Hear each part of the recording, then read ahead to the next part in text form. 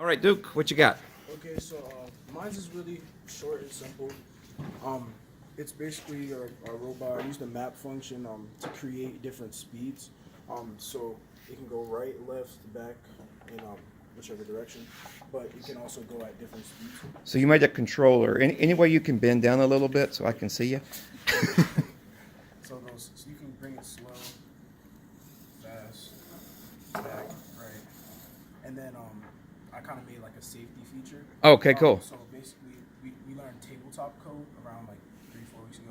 So if I wanted it to well, let's say like I had a mishap and it's one there, it automatically turns away. So it automatically found the edge and saved you from yourself. Yeah, so I use the sensor in the front.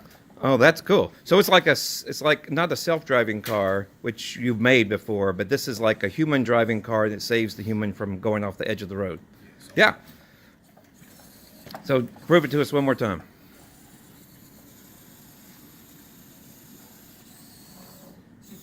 That's really good, man.